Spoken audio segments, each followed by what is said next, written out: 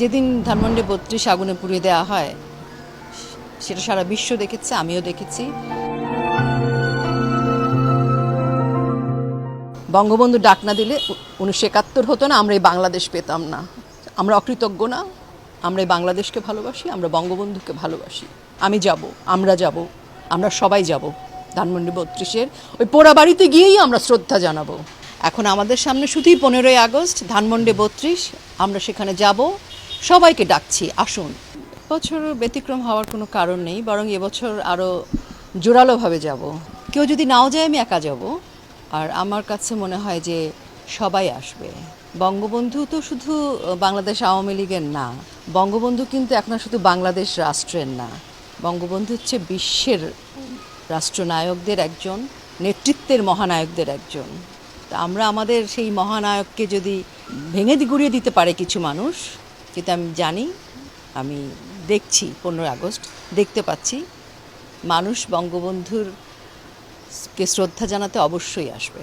যেদিন ধানমন্ডি ৩২ আগুনে পুড়িয়ে দেওয়া হয় সেটা সারা বিশ্ব দেখেছে, আমিও দেখেছি।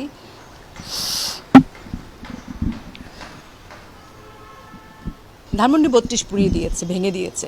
বঙ্গবন্ধু সারা বাংলাদেশের তো ভাস্কর্য আছে, ছবি আছে, ভেঙে দিয়েছে, গুঁড়িয়ে দিয়েছে, বঙ্গবন্ধুর পরিবারকে নিশ্চিহ্ন করে দিয়েছে। ১৯৭৫-এর ১৫ আগস্টে তাদেরকে নির্মমভাবে হত্যা করা হয়েছে ধানমন্ডি ৩২-এ। তারপরেও কিন্তু আমরা সেই স্মৃতি ধরে রেখেছিলাম।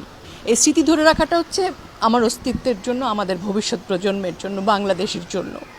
তো সেই ধানমন্ডি ৩২ যখন পুড়িয়ে দিয়েছে, ভাঙচুর করেছে, তো ভাবার কোনো কারণ নাই যে এই ভাঙচুর করা, এই আগুনে পোড়া এই ৩২ নম্বরের কোনো শক্তি নেই। এই ছাই ভস্য থেকেই কিন্তু আমরা আবার জেগে উঠব। আমরা যারা বঙ্গবন্ধুকে ভালোবাসি, আমরা অবশ্যই ৩২ নম্বরে যাব ১৫ তারিখে, এবং সবাই আসবে। কেউ যদি নাও আসে, এরকম সারা বাংলাদেশে অনেক আপনি কর্মী পাবেন যারা বলবে যে কেউ না আসুক, আমি একাই যাব, বাঁচি মরি একাই যাব। এটা আমাদের সম্মান, অস্তিত্ব, এটা আমাদের স্বাধীনতা, মুক্তিযুদ্ধের চেতনার লড়াই। এখানে আওয়ামী লীগ বিএনপি বলে কিছু নাই, এখানে রাজনীতি বলে কিছু নাই। এখানে একমাত্র রাজনীতি, একমাত্র কথা হচ্ছে বাংলাদেশ, এবং একটা মাত্র কথা হচ্ছে যে বঙ্গবন্ধু। বঙ্গবন্ধু যদি সেই সময় অনশন না করতেন, কতদিন অনশন করেছে এ প্রজন্মের ছেলেরা জানে কিনা আমি জানি না, তাহলে ভাষা আন্দোলন হতো না। বঙ্গবন্ধু ডাক না দিলে ১৯৭১ হতো না, আমরা এই বাংলাদেশ পেতাম না। আমরা অকৃতজ্ঞ না, আমরা এই বাংলাদেশকে ভালোবাসি, আমরা বঙ্গবন্ধুকে ভালোবাসি। আমি যাব, আমরা যাব, আমরা সবাই যাব ধানমন্ডি ৩২-এর ওই পোড়া বাড়িতে গিয়েই আমরা শ্রদ্ধা জানাবো। দ্বিগুণ হব, ৩ গুণ হব, ১০০ গুণ হব। আপনি দেখবেন কেউ ঠেকাতে পারবে না। আওয়ামী লীগ কি শুধু নেতাকর্মীর দল? শুধু নেতাকর্মীরা যদি আজকে জেলে থাকে, লুকিয়ে থাকে, কিচ্ছু যায় আসে না। বঙ্গবন্ধু একটি নামই যথেষ্ট। বঙ্গবন্ধু মানে তো একটা শক্তি। আপামর জনসাধারণ আসবে। বুঝতে হবে বাংলাদেশ, মুক্তিযুদ্ধের চেতনা এবং বঙ্গবন্ধু, এই তিনটি কিন্তু ঐশ্বর্য, সম্পদ, কোহিনূর আমাদের পুরো বাংলাদেশের, বাঙালির সকলের। এইটিকে আসলে কোনোভাবে ধূলিসাৎ করা যাবে না, এ প্রশ্নে কোনো আপোষ নেই।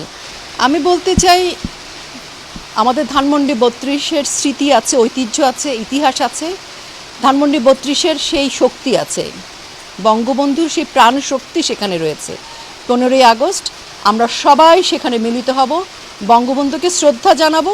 এই শোক থেকে, এই অসম্মান থেকে আমরা নতুন করে শক্তি আহরণ করব, এবং নতুন আওয়ামী লীগ আবার পথ চলবে। আজকে যারা ধরেন প্রাণ ভয় লুকিয়ে আছে, এটা সাময়িক। রাজনৈতিক পট পরিবর্তন হলে এটা ঘটে। আমাদের নেতারা, আমাদের কর্মীরা, আমাদের ত্যাগী সাধারণ জনসাধারণ সকলেই বঙ্গবন্ধুকে ভালোবাসে, মুক্তিযুদ্ধের চেতনায় বিশ্বাস করে, বাংলাদেশকে ভালোবাসে। এবং এই তিনটি কাজের জন্য কারো সক্রিয়ভাবে আওয়ামী লীগ করতে হবে না। কাজেই জনগণ আমাদের সাথে আছে, আমাদের মুক্তিযোদ্ধারা আছে, মুক্তিযুদ্ধের চেতনা আছে। আপনি দেখবেন আবার জেগে উঠবে ধানমন্ডি ৩২। এই ১৫ আগস্টকে কেন্দ্র করে আমরা আবার প্রাণ ফিরে পাবো। এখন আমাদের সামনে শুধুই ১৫ই আগস্ট, ধানমন্ডি ৩২, আমরা সেখানে যাব, সবাইকে ডাকছি আসুন। আমাদের গন্তব্য একটাই, ধানমন্ডি ৩২, ১৫ই আগস্ট। এটা কি রোকেয়া প্রাচীর বাড়ি? যে রোকেয়া প্রাচীর বাড়িটা ভাঙলাম, তারপর রং টং করে 2টা সোফা কিনে দিলাম, শেষ। এটা বঙ্গবন্ধুর বাড়ি ভাই। সারা পৃথিবীর ঐশ্বর্য দিয়েও আপনি বঙ্গবন্ধুর বাড়ি সেই আগের ৩২ করতে পারবেন না। আপনি কি বঙ্গবন্ধু সেই পাঞ্জাবিটা পাবেন? আপনি আমাকে বলেন, বঙ্গবন্ধু সেই চশমা কোথায় পাবেন? সেই চুরুট কোথায় পাবেন? বঙ্গমাতা সেই শাড়ি কোথায় পাবেন? ওই রক্তমাখা পাঞ্জাবিটা আপনি কোথায় পাবেন? বঙ্গবন্ধু যে ফোনে কথা বলেছে, যে ফোনে সিদ্ধান্ত দিয়েছে বাংলাদেশ জন্মের, ওইটা আপনি কোথায় পাবেন? সারা পৃথিবীর ঐশ্বর্য দিয়ে কি আপনি ওটা কিনতে পারবেন কিনা, জোগাড় করতে পারবেন? আপনি একটা কাঠামো পাবেন।